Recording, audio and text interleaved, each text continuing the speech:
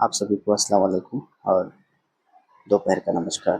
Education affairs के इस platform पर मैं आप सभी का हार्दिक अभिनंदन और स्वागत करता हूं।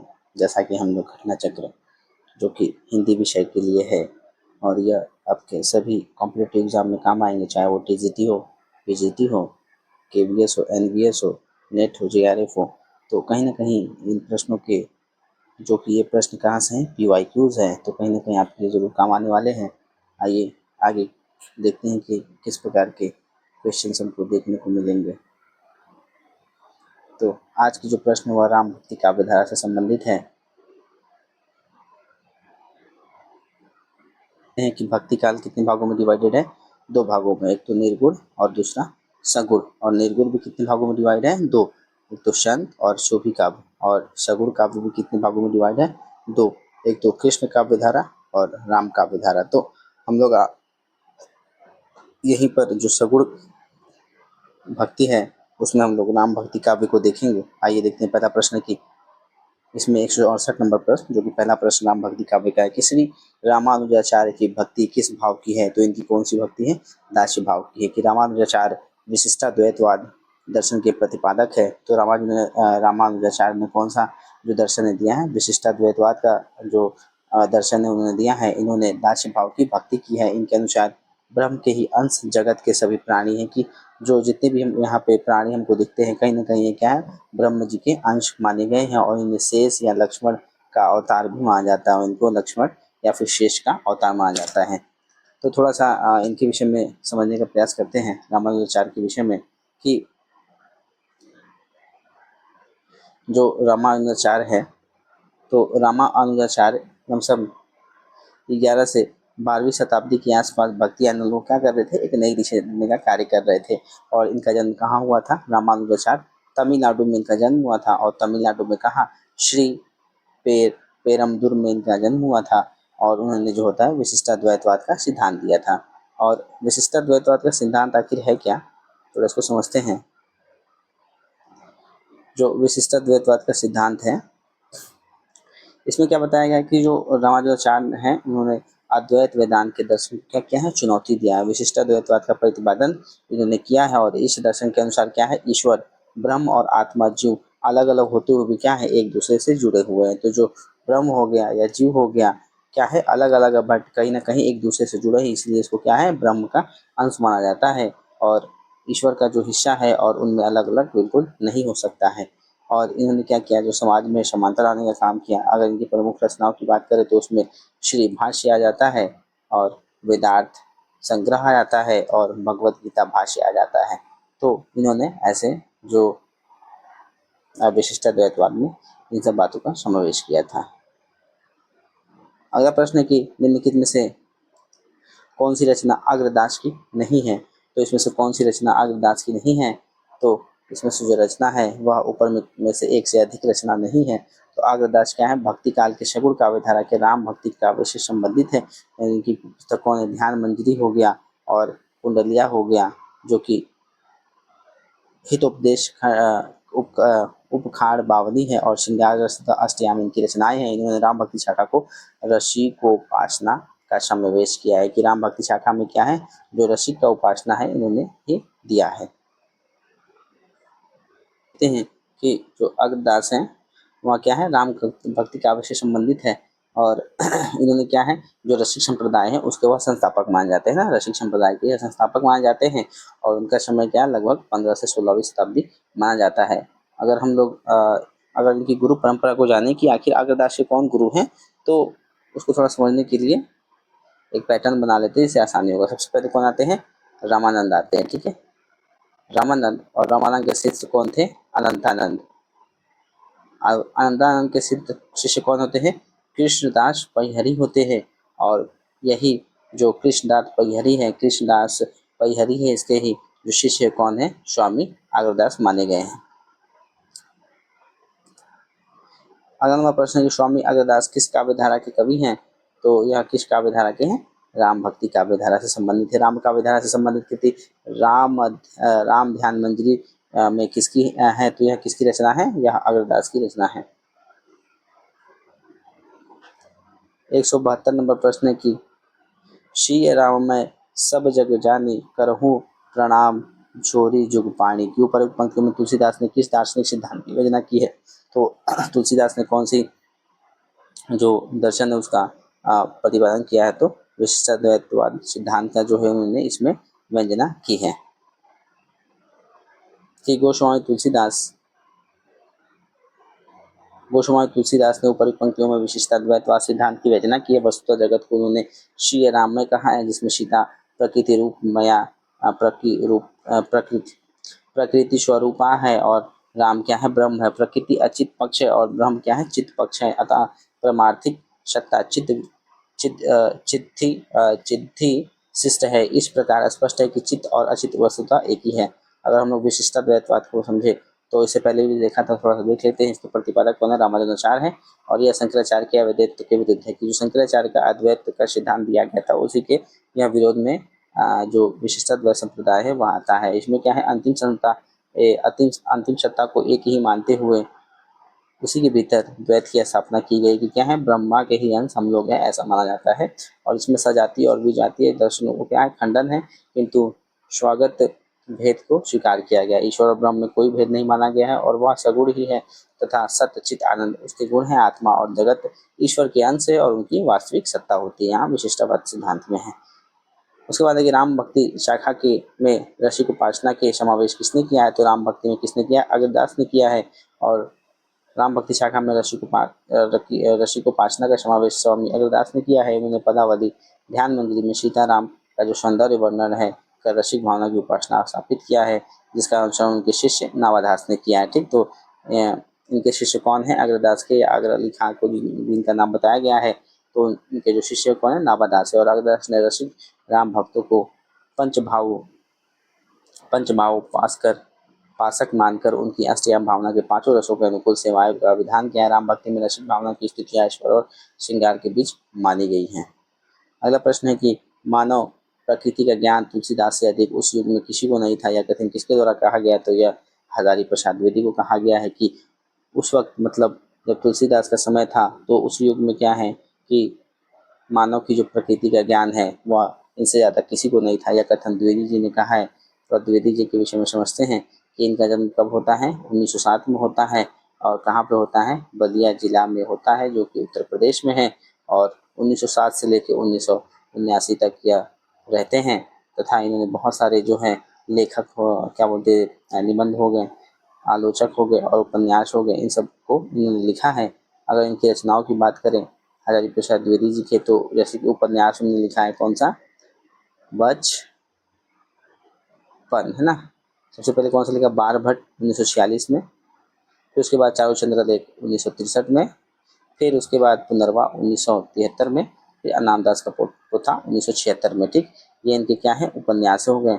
उसके बाद इन्होंने आलोचना और इतिहास भी लिखा, जैसे हिंदी साहित्य की भूमिका 1940 में लिखा। फिर कबीर का जो आलोचना उन्होंने 1942 में लिखा। फिर नाथ संप्रदाय का 1950 में लिखा।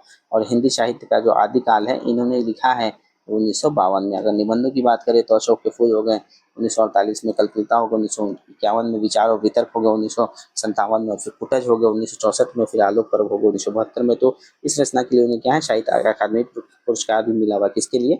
आलोक पर्व के लिए जो है हजारी प्रसाद द्विवेदी को कौन सा पुरस्कार मिला है? साहित्य अकादमी का जो पुरस्कार है वह मिला है 1972 में। आइए आगे के प्रश्न देखते हैं कि 175 नंबर प्रश्न, तुलसीदास की निम्नलिखित कृतियों में से कौन सी कृति कांडों में विभाजित है? तो कौन सी कृति में कांड है? तो वो है पार्वती मंगल। और एक तो रामचरितमानस में भी है। तो तुलसीदास की रचना पार्वती मंगल कांडों में विभाजित नहीं है। ठीक, इसमें मतलब नहीं है, सॉरी माफ कीजिएगा, किसमें कांड नहीं है या कांडों में कौन नहीं विभाजित है? तो पार्वती मंगल नहीं डिवाइडेड है। बट गीतावली, बरबर रामायण, कवितावली और रामचरितमानस ये क्या है? कहीं ना कहीं कांडों में डिवाइडेड है। और राम कुमार वर्मा के अनुसार 164 छंद है, जिसमें 148 अरूढ़ छंद तथा 16 क्या हरिगीतिका छंद है। और अरूढ़ छंद को ही मंगल छंद भी कहते हैं।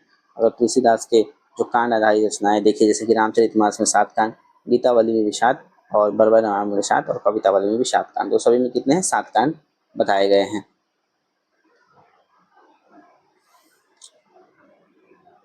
और अगर तुलसीदास के विषय में थोड़ा सा शॉर्ट में जानने का प्रयास करते हैं कि जो तुलसीदास है इनका जन्म कब माना जाता है? इनका जन्म 1532 में माना जाता है। और इनकी मृत्यु कब होती है?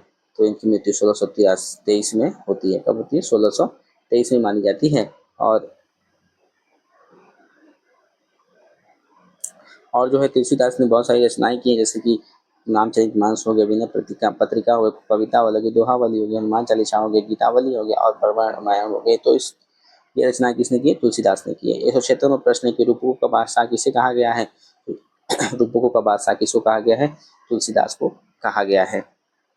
बच्चन सिंह ने अपनी पुस्तक साहित्य इतिहास का दूसरा और हिंदी साहित्य का दूसरा इतिहास में उन्होंने क्या लिखा है कि रूपकों का बादशाह गोस्वामी तुलसीदास को। तो रूपकों का बादशाह कौन कह रहा है? तो ये कह रहे हैं बच्चन सिंह।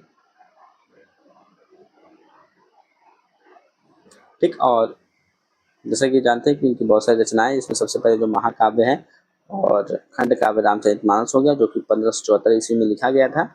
उसके बाद लघु कुछ रचनाएं जैसे कि वीणा पत्रिका हो गया, कवितावली हो गया, दोहावली हो गया, फिर उसके बाद गीतावली हो गया, हनुमान चालीसा हो गया और बड़े रामायण हो गया। तो यह किसकी रचना है?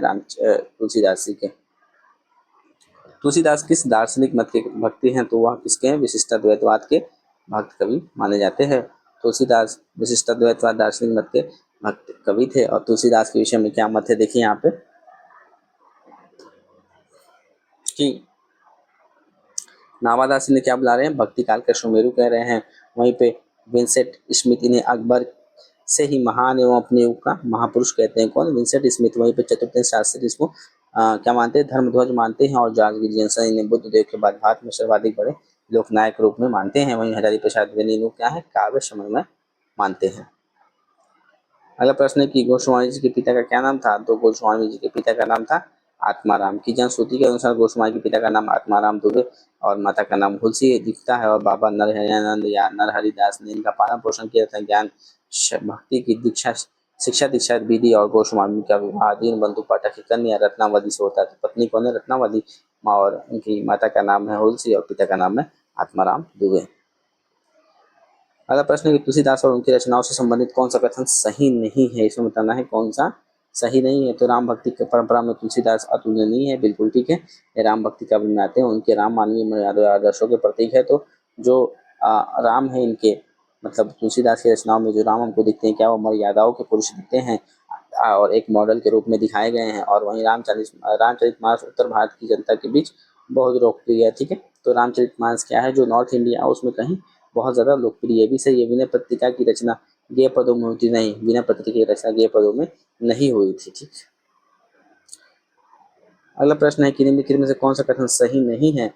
तो तुलसीदास ने रामचरितमानस की रचना अवधी भाषा में की है। ठीक है।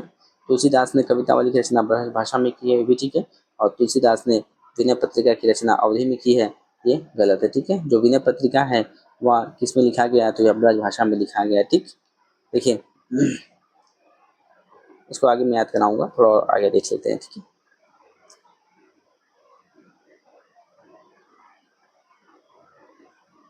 ठीक है। तो ऊपर जो कथन है वो सही नहीं है कि तुलसीदास ने विनय पत्रिका अवधि में की है, ये गलत है। जबकि उन्होंने किस में की है? ब्रजभाषा में की है। और इसमें 7 कुल ड्योढ़ियां हैं जिनमें अधिकारी गणेश, सूर्य, शिव, दुर्गा, यमुना, हनुमान है।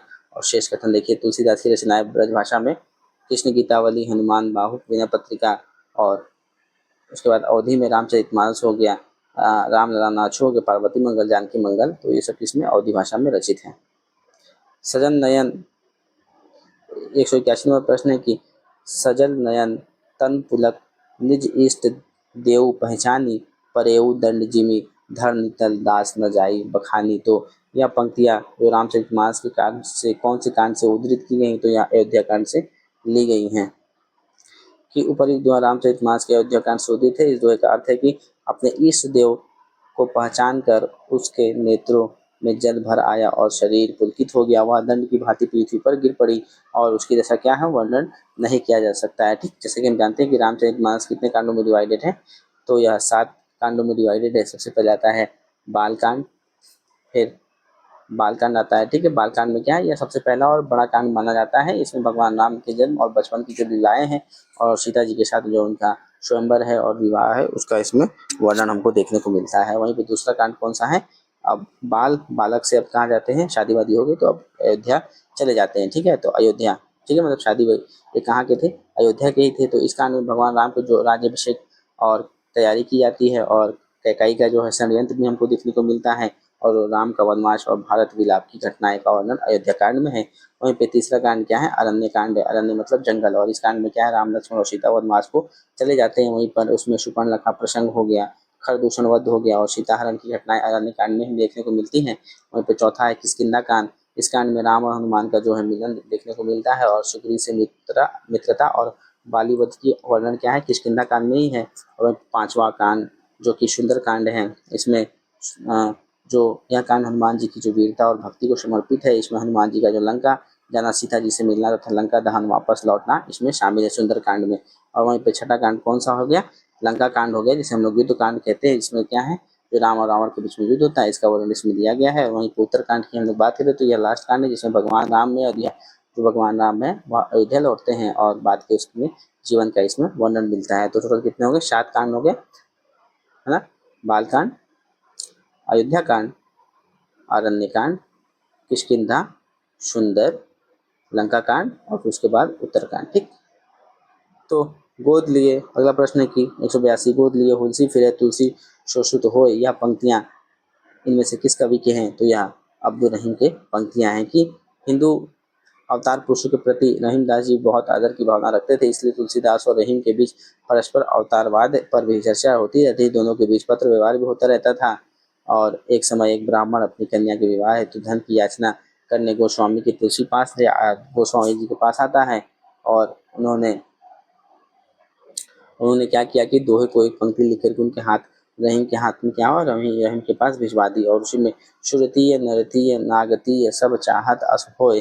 रहीम ने ब्राह्मण को वांछनीय धन दिया, और दोहे को पूर्ति करते हुए क्या करते हैं, वापस तुलसीदास को भेज देते हैं, जो इस प्रकार से गोद लिए तुलसी फिरे तुलसी सुश्रुत होय। मतलब क्या है कि एक जो ब्राह्मण क्या अपनी कन्या के विवाह के लिए पैसे वगैरह मांगता है, तो जब वह तुलसीदास जी के पास जाता है, तो तुलसीदास क्या करते हैं, एक पत्र लिख करके बोलते हैं कि यह रहीम के पास ले जाओ, और रहीम क्या है, उनको पैसों की मदद कर देते हैं, और उस पंक्ति को पूरा करते हुए फिर आगे की लाइन भी लिखते हैं। तो अगर हम लोग अब्दुल रहीम के विषय में अगर जाने, अब्दुल रहीम खान खाना जिन्हें कहते हैं, रहीमदास से जो, तो इनका नाम क्या था, रहीम था, और यह हिंदी साहित्य के भक्ति काल के एक महान काव्य है। ठीक है, तो ये भक्ति काल से संबंधित है, और उनका जीवन और रचनाएं क्या है, यहाँ पे देखिए, जैसे कि जीवन काल 17 सितंबर 1556 में इनका जन्म होता है, जो कि लाहौर अभी वर्तमान कहाँ है, पाकिस्तान में। तो इनका जन्म कहाँ हो रहा है, लाहौर पाकिस्तान में। और इनके पिता जो बैरम खां हैं, जो कि मुगल बादशाह क्या थे, संरक्षक माने जाते हैं अकबर के, और इनकी जो मृत्यु है 1627 में होती है। तो जन्म कब हो रहा है, 1556 में, और मृत्यु 1627 में हो रही है। ठीक, किसकी, जो अब्दुल रहीम है उनकी। ठीक, और इनके रचनाओं की बात करें तो रहीम दोहावली हो गया, ठीक, और बरबैन नाविका भेद हो गया, नगर शोभा हो गया, और मदनाष्टक हो गया, और रास पंचाध्यायी हो गया। अगला प्रश्न है कि गोद लिए उलझी फिरे तुलसी सुश्रुत हो, यह पंक्ति के लेखक कौन सा भक्त कवि हैं, तो ये कौन है, रहीमदास जी यहाँ लिखते हैं। अगला है कि अब लो नशानी, अब लो नशानी अब ना नशा है, तुलसीदास की उक्तियाँ उनकी किस रचना से उद्धृत है, तो यह विनय पत्रिका से है। अब लो नशाही, अब लो नशानी अब ना नशा हो, जो गोस्वामी तुलसीदास की यह उक्ति विनय पत्रिका से ली गई है। और विनय पत्रिका कौन सी भाषा में है, तो ब्रज भाषा में है। ठीक, और विनय पत्रिका ब्रज भाषा में रचित है, जिसमें शांत रस की प्रधानता हमको देखने को मिलती है। यह रचना 7 ड्योढ़ियों में विभक्त होता है। अगर थोड़ा सा विनय पत्रिका के विषय में अगर हम लोग चर्चा करें, तो क्या है, विनय पत्रिका रचना गोस्वामी तुलसीदास से की, और जो कि ब्रज भाषा में है, और इसमें टोटल कितने हैं, 279 पद हमको देखने को मिलते हैं, किसमें, जो विनय पत्रिका है उसमें। और अगर इसमें बात करें तो जो कलयुग के कष्टों से मुक्ति पाने के लिए, जो भगवान राम के प्रति अपनी दीनता और विनय नम्रता व्यक्त करने के लिए यहाँ किए थे, कौन सा, विनय पत्रिका। अगर इसका विनय पत्रिका की विशेषता अगर समझे तो इसमें क्या भक्ति भावना है, दार्शनिक की गहराई है, और काव्य का सौंदर्य भी हमको देखने को मिलता है। 185 नंबर प्रश्न है कि मैं पुनि निज गुरु सुन सुनी कथा सो सुकर खेत, यह कथन किस कवि का है, तो यह तुलसीदास का है। कि वह बताते हैं कि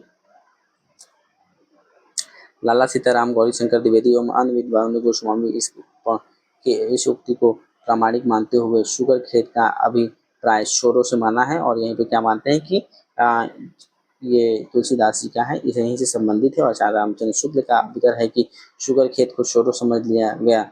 और शुगर क्षेत्र गोंडा जिले में सरयू के किनारे पवित्र तीर्थ है, जहाँ आसपास के कई जिलों के लोग स्नान करने आते जाते हैं और मेला लगता है। शुगर क्षेत्र मध्यकाल में तथा उसके पश्चात तीर्थ रूप में मान्य रहा है। गोस्वामी तुलसीदास ने रामायण की कथा सर्वप्रथम शुगर क्षेत्र में ही सुनी थी। फिर अगला प्रश्न है कि तुलसीदास की भक्ति का स्वरूप क्या है। तो इनका भक्ति कैसा था? इनका भक्ति क्या था? एक दास्य के रूप में था।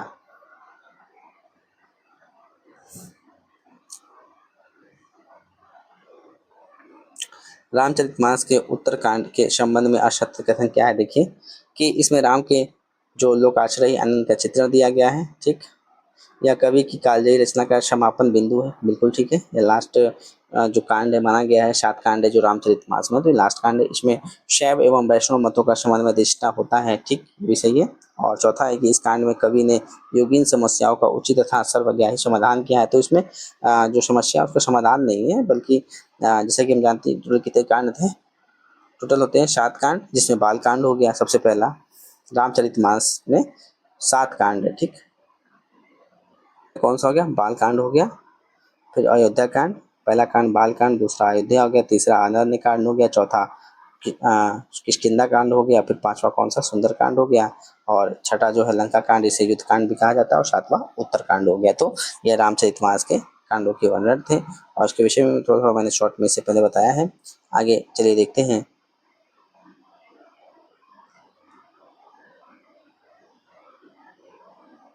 कि रामचरितमानस तुलसीदास द्वारा रचित 7 कांडों का महाकाव्य है, जिसकी भाषा क्या है? अवधी है। ठीक, तो रामचरितमानस को कौन सी भाषा में लिखी गई है? अवधी भाषा में लिखी गई है। ठीक है। और उत्तरकांड के संबंध में उपर्युक्त कथनों में असत्य कथन है कि इस कांड में कवि ने योगीन समस्या को उचित सर्वग्राही समाधान दिया है। तो यह गलत है। क्यों? क्योंकि इस कांड में जो तुलसीदास ने कलिकाल का वर्णन और उनकी प्रमुख चुनौतियों को प्रस्तुत किया है यहाँ पे। ठीक, कौन कौन सी चुनौतियां आ सकते हैं। अब 188 नंबर प्रश्न की अवधी भाषा के सर्वाधिक लोकप्रिय महाकाव्य के नाम है। तो कौन सा सबसे ज्यादा महाकाव्य है जो चर्चित में रहता है? तो वह रामचरितमानस है। अगर हम लोग अवधी भाषा की बात करें तो कहाँ का है? अवध क्षेत्र का, जैसे उत्तर प्रदेश का जो मध्य और पूर्वी भाग हो गया।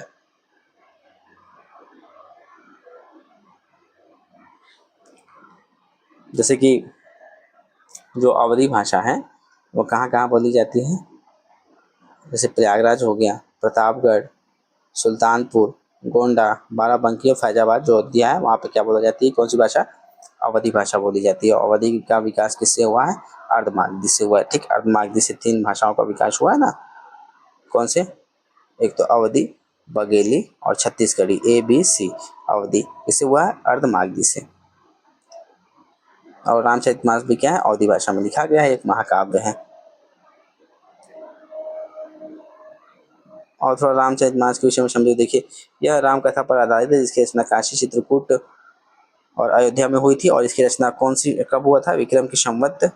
विक्रमी या संवत कब? 1631 में, मतलब 1574 में। और तुलसीदास ने जो रामचरितमानस है उसको पूरा करने में कितना समय लगाया था? 2 साल 7 महीने और 26 दिन टोटल इसमें लगे थे। तो इसकी शुरुआत कब होती है? मतलब 1574 में यह शुरू की जाती है, और कब खत्म होती है? फिर 2 साल हो रहा है 1576 में। तो 1576 में यह क्या जाती है? पूर्ण हो जाती है। और जिसमें क्या थे? दोहा चौपाई छंद का प्रयोग है। और कांडों की बात करें तो इसमें 7 कांड है। और इसका उद्देश्य क्या था कि तुलसीदास ने इसमें स्वतः सुखाय, मतलब अपनी आत्मा की शांति के लिए और लोक मंगल संसार के कल्याण के लिए इसको लिखा था, रामचरितमानस को। रामचरितमानस की रचना कब प्रारंभ हुई थी? तो रामचरितमानस की जो रचना है इसका प्रारंभ कब हुआ था? तो विक्रम की संवत 1631 में हुआ था। ठीक, विक्रमी संवत 1631 में। अगर सन की बात करें तो 1574 में। और कंप्लीट होने में कितना टाइम लगा था? 2 साल 7 महीने और 26 दिन। इनमें से कौन सा महाकाव्य अवधि में लिखा गया है? तो यह रामचरितमानस है, जो कि अवधी भाषा में लिखा गया है। और जिसमें कितने कांड हैं? टोटल 7 कांड हैं। वह 7 कांड कौन कौन से हो गए? बाल कांड, अयोध्या कांड हो गया, दूसरा तीसरा अरण्य कांड, चौथा किष्किंधा कांड, 5वां सुंदर कांड, और छठा लंका कांड, और 7वां उत्तरकांड हो गया। संवत 16 अगला नंबर प्रश्न 191 की संवत 1631 करऊं कथा हरिपद धरी शीशा। ऊपरी पंक्तियों में किस प्रसिद्ध ग्रंथ के रचनाकार की ओर संकेत किया गया है? तो यह रामचरितमानस की ओर संकेत किया गया है। रामचरितमानस किस भाषा में लिखी गई है? तो कौन सी भाषा है? अवधी भाषा, जो कि प्रयागराज, प्रतापगढ़ और सुल्तानपुर हो गया, यहाँ पर बोले जाते हैं। रामचरितमानस की भाषा कौन सी है? तो अवधी भाषा है।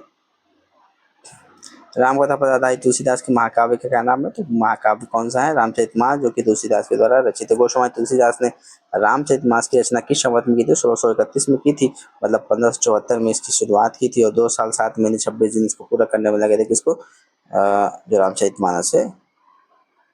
अगला नंबर प्रश्न, रामचरितमानस में कुल कितने कांड है? तो 7 कांड है इसमें, जैसे कि मैंने चर्चा किया अभी। सबसे पहला बाल कांड हो गया, दूसरा हो गया अयोध्या कांड, फिर तीसरा हो गया अरण्य कांड, चौथा हो गया किष्किंधा, पांचवा सुंदर और छठा उसके बाद लंका कांड और सातवां उत्तर कांड हो गया। अगला प्रश्न है कि सुंदर कांड रामचरितमानस का कौन सा कांड है? तो सुंदर कांड क्या है? सुंदर कांड कौन सा था? देखिए, बाल कांड, अयोध्या कांड, अरण्य कांड, फिर उसके बाद किष्किंधा कांड, किष्किंधा के बाद सुंदर कांड, फिर उसके बाद लंका आता है, फिर उसके बाद उत्तरकांड आता है। तो यहाँ पे कौन सा ये कांड हो गया? जो सुंदर कांड है ये कौन सा कांड है? 5वां कांड है। ठीक। अब बाल कांड, अयोध्या, अरण्य, किष्किंधा और उसके बाद सुंदर कांड। रामचरितमानस गोस्वामी तुलसी द्वारा रचित 7 कांडों में का एक क्या है? महाकाव्य है, और जो साहित्य अवधि में लिखित है, और सुंदर कांड इसका 5वां कांड माना जाता है। रामचरितमानस के विषय में देखिए, थोड़ा सा यहाँ पे समझाया गया है, इसको भी देख लेते हैं कि रामचरितमानस कब शुरू हुआ था? 1631 में, मतलब संवत में है ना। अगर ईस्वी में कन्वर्ट करें तो 1574 ईस्वी में। अधिकांश कांड आयोग में यह क्या है? यह रचित है। ठीक। किष्किंधा कांड काशी में रचयिता, किष्किंधा कांड कहाँ लिखा गया है? तो काशी में लिखा गया है। ठीक। काशी वाराणसी में जो किष्किंधा कांड है, किष्किंधा कांड कौन से नंबर पर था? चौथे नंबर पर ये आ रहा था। और कांडों का क्रम देखिए, बाल कांड और अयोध्या कांड, अरण्य कांड, किष्किंधा, सुंदर, लंका और उत्तरकांड।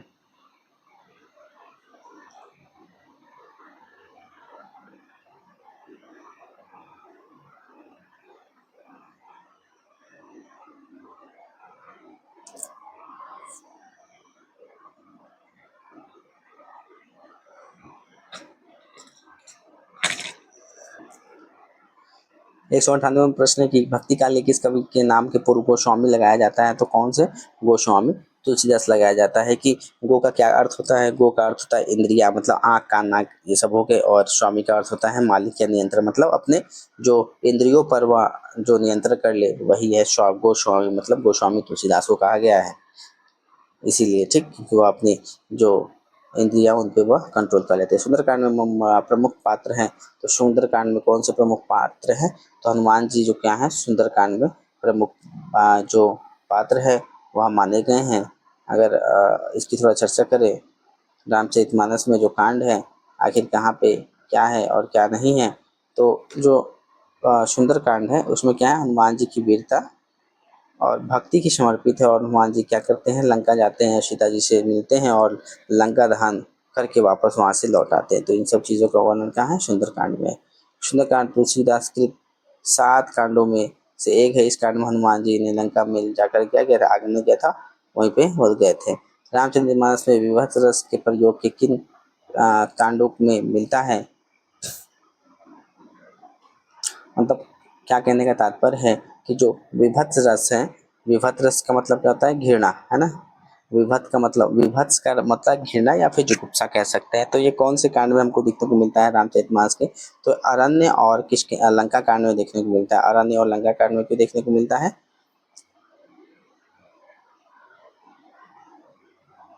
जैसे कि इसमें क्या है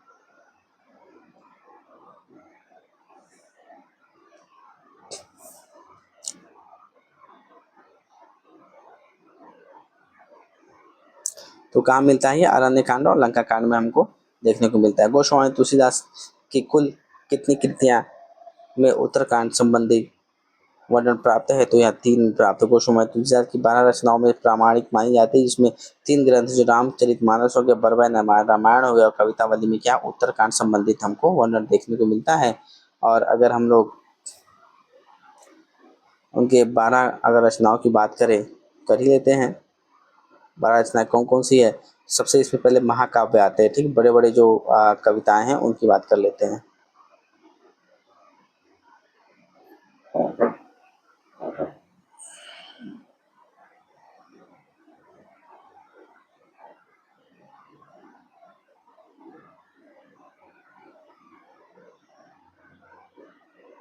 इन्होंने महाकाव्य लिखे हैं, ठीक, इसमें रामचरितमानस हो गया, विनय पत्रिका हो गया, कवितावली, गीतावली, दोहावली और कृष्ण गीतावली, है ना। तो ये क्या है? महाकाव्य हो गए। और अगर वहीं पे देखें इनके जो लघु रचनाएं, छोटी रचनाएं हैं, उनमें बरबय रामायण हो गया, हनुमान बाहुक हो गया, हनुमान चालीसा हो गया, जानकी मंगल, पार्वती मंगल और वैराग्य संदीपिनी। तो अगर इसको याद करना हो तो किस तरह से करेंगे?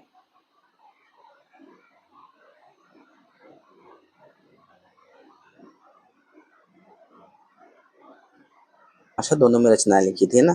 तो अगर उनकी ब्रज भाषा की रचनाओं को समझे तो कैसे याद करेंगे? चार वली वी, है ना। अब इसका क्या मतलब है?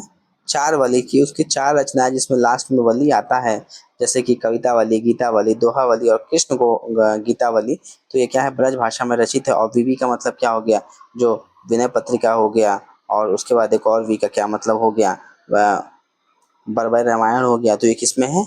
यह ब्रज भाषा में रचित है। और वहीं पे अगर हम लोग अवधी भाषा में देखें तो अवधी में बाकी जो रचनाएं बच गई, जैसे कि रामचरितमानस हो गया, उसके बाद दोहावली तो ब्रज भाषा में है।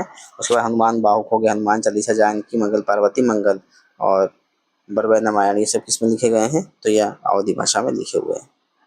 अगला हमारा प्रश्न है कि रामचरितमानस में विभक्त रस का प्रयोग किन कांडों में मिलता है?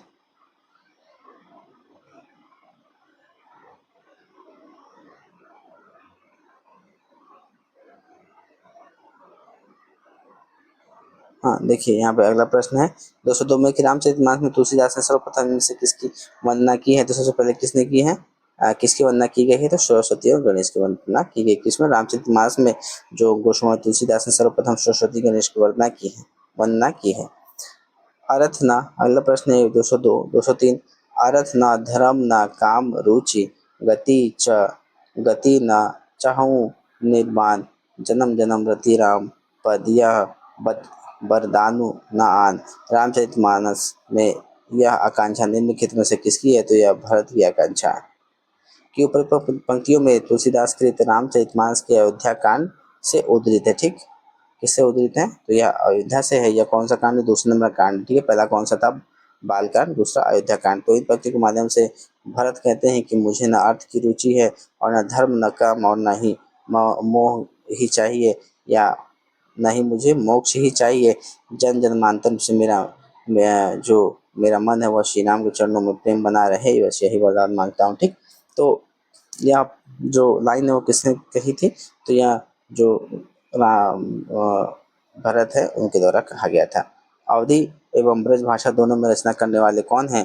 तो अवधी और ब्रज में रचना करने वाले कौन है? तुलसीदास है। हमने अभी ऊपर देखा था, ठीक, कि ब्रज भाषा में कितनी रचनाएं हैं इनकी?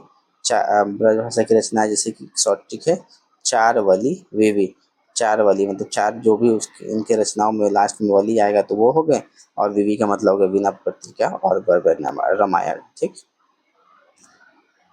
देखिए अवधी एवं ब्रज भाषा दोनों में रचनाएं करने वाले गोस्वामी तुलसीदास ही हैं। उन्होंने हिंदी उन्हें क्या है हिंदी का जाति कवि कहा जाता है। उन्होंने हिंदी क्षेत्र में कि मध्यकाल में प्रचलित दोनों काव्य भाषाओं ब्रज भाषा और अवधी में समान अधिकार से रचना की है। और वस्तुतः तुलसी ने गीतावली, कवितावली आदि मुक्तक काव्य की भी रचना करी है। देखिए तुलसीदास द्वारा 12 ग्रंथ प्रमाणिक माने गए हैं। वैराग्य संदीपनी, रामनाथ नछु, रामाज्ञा, प्रश्न, बरबय रामायण, जानकी मंगल, कृष्ण गीतावली, पार्वती मंगल गीतावली, दोहावली, कवितावली, विनय पत्रिका और रामचरितमानस। तो जो रामाज्ञा प्रश्न में 7 सर्ग हैं और प्रत्येक सर्ग में 7 कोष्टक है और प्रत्येक कोष्टक में 7 दोहे देखने को मिलते हैं। तुलसीदास ने रामाज्ञा प्रश्न की रचना मात्र 6 घंटे में की थी। कितने घंटे में? 6 घंटों में जो रचना है रामाज्ञा प्रश्न उसी की थी। और रामचंद्रिका की बात करें तो यह केशवदास के साकेत मैथिली सरंगुष की यह रचना है रामचंद्रिका। अगला प्रश्न 205 की निम्नलिखित में कौन सी रचना तुलसीदास की नहीं है? तो वह रामचंद्र का नहीं है। रामचंद्र का किसकी है? तो वह केशवदास का है। केशवदास रीतिकाल के कवि माने जाते हैं। और आगे देखते हैं 6 नंबर प्रश्न के इनमें से कौन सी रचना तुलसीदास की नहीं है? तो इनमें से रामचरितमानस हो गया, कवितावली, गीतावली, दोहावली, पार्वती मंगल, जानकी मंगल, ये सब किसकी रचनाएं हैं? तुलसीदास की। वहीं पर साकेत किसकी? मैथिली शरण गुप्त की रचना। क्या आंसर है? साकेत। साकेत का मतलब अयोध्या होता है। भक्ति काल के किस कवि को जातीय कवि कहा जाता है? तो भक्ति काल के कौन से कवि को जातीय कवि कहा जाता है? तो यह कहा गया है, किसको कहा गया? देखिए यहाँ पे तुलसीदास को जातीय कवि कहा गया है। वैराग्य संदीपनी किस कवि की रचना है? तो वैराग्य संदीपनी किसकी रचना है? तुलसीदास की रचना है। इनमें से कथन कौन सा कथन क्या है? गलत है। देखते हैं। ज्ञानाश्रय शाखा के कवि निराकार की उपासना करते हैं। बिल्कुल सही। ज्ञानाश्रय मतलब जो संत कवि हो गए वह जो निराकार भगवान है, मतलब जो भगवानों की मूर्ति है उसकी उपासना नहीं करते हैं। ठीक। फिर कबीर क्या है? संत कवि है। ठीक है।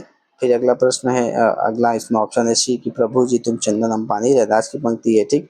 और संत तुलसीदास ज्ञानाश्रय शाखा के नहीं, संत जो तुलसीदास है वह किससे संबंधित है? राम काव्य धारा से संबंधित है।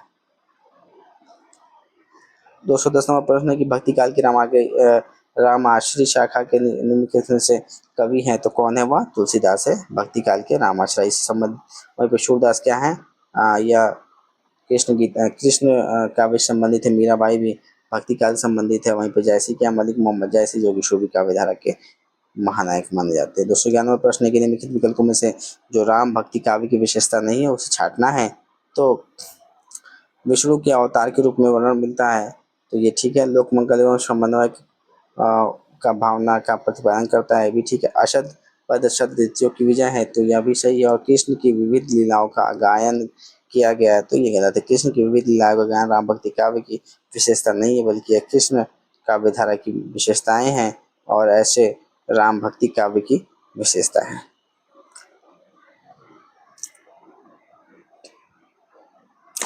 अगला नंबर प्रश्न है कि तुलसीदास की विनय पत्रिका रचित है, तो विनय वी से 4 वाली वी से मतलब ब्रजभाषा में। तुलसीदास रचित विनय पत्रिका की रचना ब्रजभाषा में हुई। इसमें गोस्वामी तुलसीदास की सेवा में करुणतम शब्दों में अपनी दीनता का निवेश दिया है। विनय पत्रिका के अर्थ इस प्रकार निम्रता पूर्वक निवेदन करना, और इसमें दरबारी शिष्टाचार का पूर्ण निर्वाह हुआ है। 213वां प्रश्न है, तुलसीदास द्वारा शारीरिक पीड़ा से मुक्ति हेतु क्या लिखा गया था? तो वह हनुमान बाहुक लिखा गया था कि तुलसीदास शारीरिक पीड़ा से मुक्ति होने के तुलसीदास द्वारा शारीरिक पीड़ा से मुक्ति होने के बाद क्या करते हैं? या हनुमान बाहुक की रचना करते हैं। हनुमान बाहुक की रचना संत प्रवर गोस्वामी तुलसीदास ने ही दाहिनी बहु में हुई असह्य पीड़ा से निवारण के लिए की थी, और इसमें ज्ञान मारुति और श्री मारुति महिमा का चिंतन तथा उनके सर्ग अंगों में होने वाली पीड़ा का क्या है? निवृत्ति है। तुलसीदास ने कौन सी रचना कलिकाल से मुक्ति पाने के लिए किया है? तो यह विनय पत्रिका ने लिखा है। डॉक्टर रामकुमार वर्मा ने अपनी कृति हिंदी साहित्य का आलोचनात्मक इतिहास में लिखा है कि बेड़ी माधव दास ने विनय पत्रिका को रचकर रचना काल विक्रमी संवत 1631-39 माना गया है, और इसमें लिखा है कि कलियुग से सतार जाने पर तुलसीदास ने अपने कष्ट के निराणार्थ इस ग्रंथ की रचना की थी। ग्रंथ से पहले तो अवश्य ज्ञात होगा कि तुलसीदास ने अपने दारुण व्यथा प्रकट करने के लिए यह ग्रंथ लिखा हुआ है, और पर रचना का निर्णय अंतराक्ष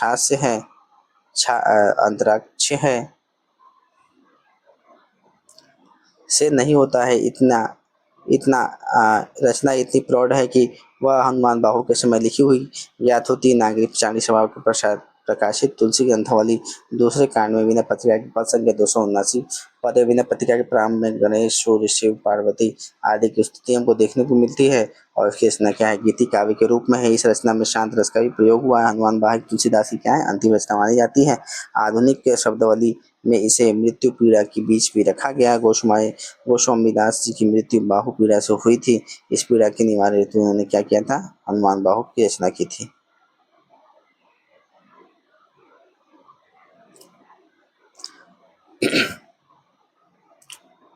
तुलसीदास रचित विनय पत्रिका में कुल कितने पदों की संख्या है तो इसमें 279। अभी देखा था तुलसीदास को कलिकाल का वाल्मीकि किसने कहा है, तो यह नावादास ने कहा है। किसको, तुलसीदास को जो कलिकाल का वाल्मीकि है वह कहा है। तो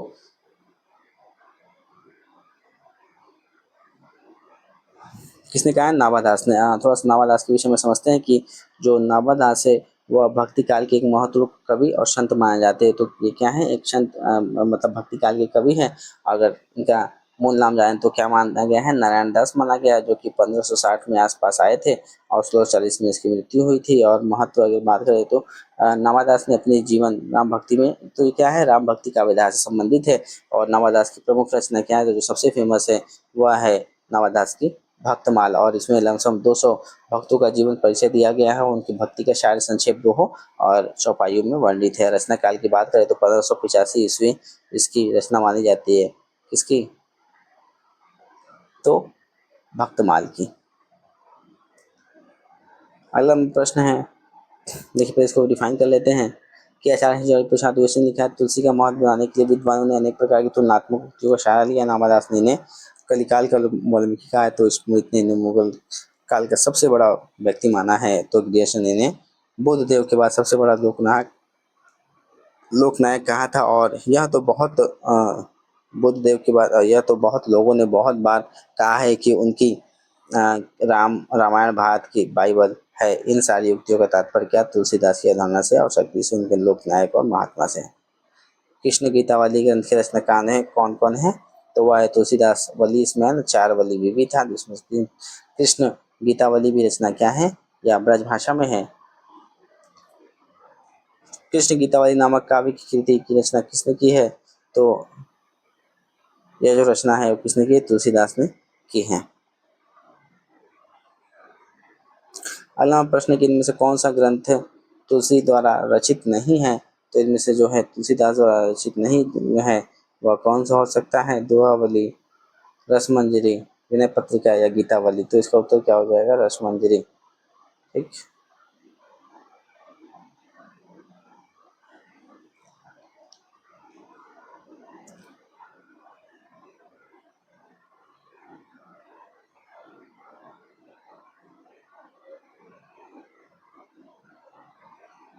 कृष्ण गीतावली नामक काव्य कृति की रचयिता कौन है, तो वह है तुलसीदास। इनमें से कौन सा ग्रंथ तुलसीदास द्वारा रचित है, तो जो रसमंजरी है वह तुलसीदास द्वारा रचित नहीं है। सॉरी, कौन सी रचित नहीं है, तो विनय गीतावली को, दोहावली, विनय पत्रिका और कृष्ण गीतावली की, रामचरितमानस हो गया, वरदान रामायण हो गया, तो ये सब रचित किसके द्वारा है, तुलसीदास के द्वारा रचित है। कि रसमंजरी किसके द्वारा रचित है, तो यह नंद दास के द्वारा रचित है। रसमंजरी यह नायिका भेदों को पुस्तक है जो भानुदत्त की रसमंजरी के आधार पर रचित है और शेष रचनाएं तुलसीदास की मानी गई है। इनमें से तुलसीदास की रचना नहीं है तो कौन सी रचना है, रामचंद्रिका। रामचंद्रिका किसकी, केशवदास की। कवितावली, विनय पत्रिका की और दोहावली, गीतावली भी। और तो ये किसकी रचनाएं हैं, यह रचनाएं हैं तुलसीदास जी के। तुलसीदास ने भी भ्रमर गीत परंपरा के अंतर्गत भ्रमर गीत की रचना की है, जिसके संकेत हमको देखने को मिलते हैं। तो किसमें देखने को मिलते हैं, कृष्ण गीतावली में हमको देखने को मिलते हैं। कृष्ण गीतावली नामक काव्य के रचयिता कौन है, तो वह तुलसीदास है। इनमें से कौन तुलसीदास द्वारा रचित नहीं है, तो वह पत्रिका है।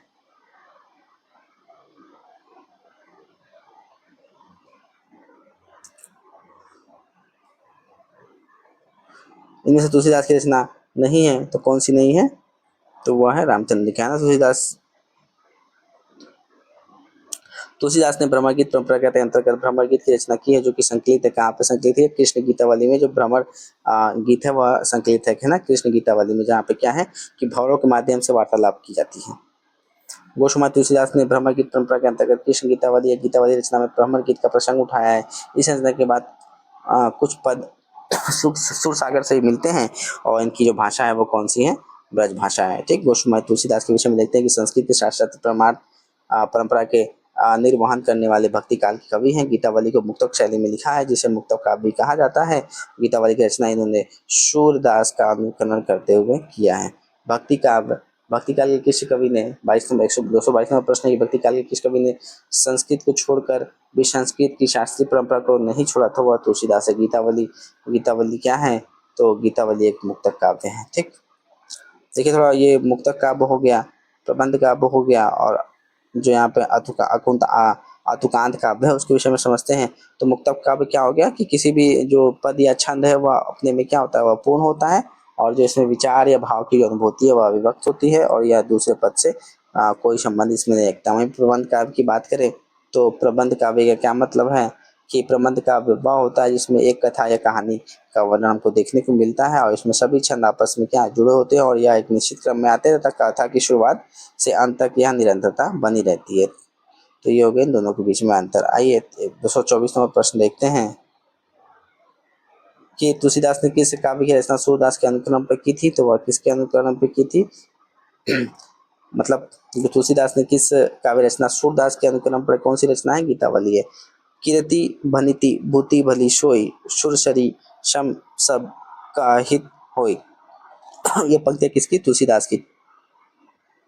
226 नंबर प्रश्न है कि रामचरितमानस का ज्ञान दीपक प्रसंग किस कांड से वर्णित है। तो ज्ञान दीपक कांड कहाँ से, उत्तरकांड से संबंधित है कि उत्तरकांड में श्री राम वरिष्ठ संवाद, नारद जी का अयोध्या आकर रामचंद्र जी की स्तुति करना, शिव पार्थिव संवाद हो गया, गरुड़ मोह तथा गरुड़ जी का जो काकभुसुंडी जी ने राम कथा एवं राम की महिमा सुनना, ये भी है। काकभुसुंडी जी के जब पुनर्जन्म की कथा भी है, और ज्ञान भक्ति निरूपण, ज्ञान दीपक और भक्ति की महान गरुड़ के 7 प्रश्न और काकभूषुंडी जी के उत्तर आदि विषयों का विस्तृत वर्णन इसमें किया गया है उत्तरकांड में।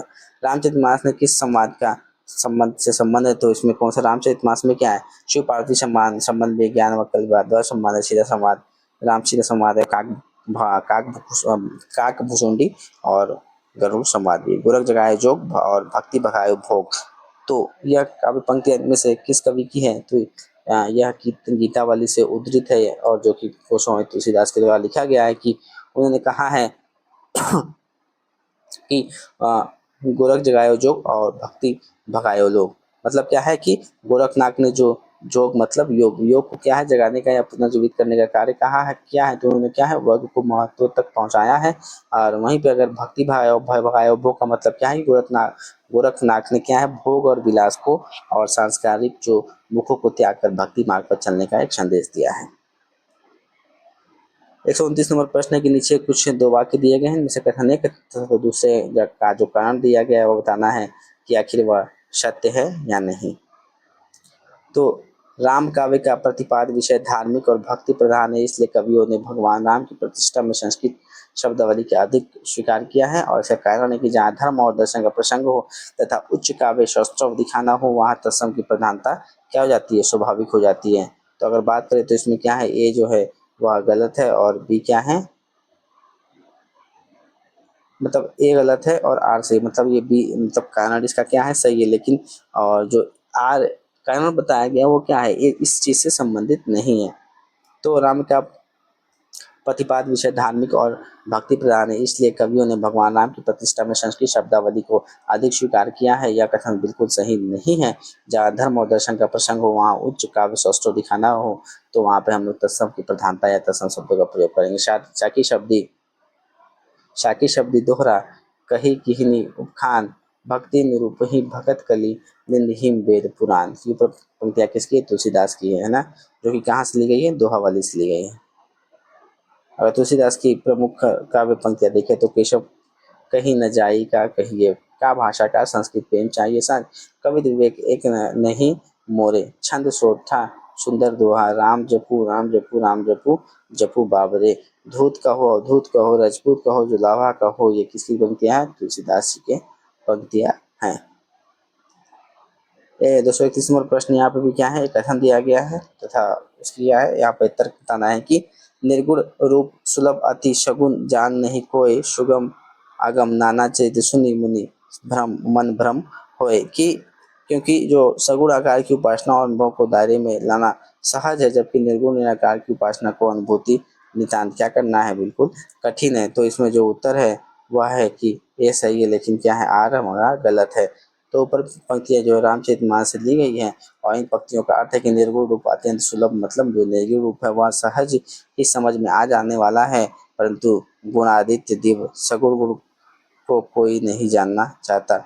उन सगुण भगवान ने अनेक प्रकार के जो सगुम और अगम चरित्रों को सुनकर मुनियों के भी मन को भ्रमण किया है, अतः स्पष्ट है कि स्थापना ये सही तथा क्या है, गलत है। अगला नंबर प्रश्न 235 नंबर, इनमें से कौन राम काव्य परंपरा के कवि हैं? तो राम काव्य परंपरा के कौन कवि है?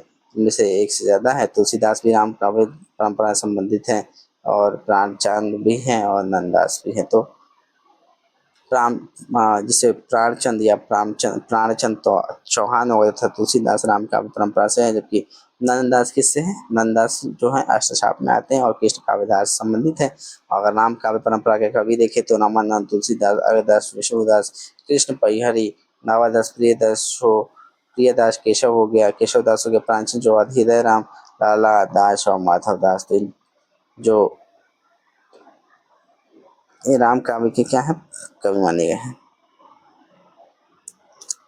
ठीक है, यहीं पे हमारा टेस्ट सीरीज समाप्त होता है, जो कि हम लोगों ने बहुत ही विस्तार से एनालिसिस किया। आई होप ये वीडियो बहुत ही हेल्पफुल रहा होगा। थोड़ा लॉन्ग वीडियो बन जा रहा है, बट मैं अच्छे से विस्तार से समझाने का प्रयास कर रहा हूँ। यदि आपको कोई डाउट या सजेशन है तो कमेंट बॉक्स में जरूर बताएं। Thank you.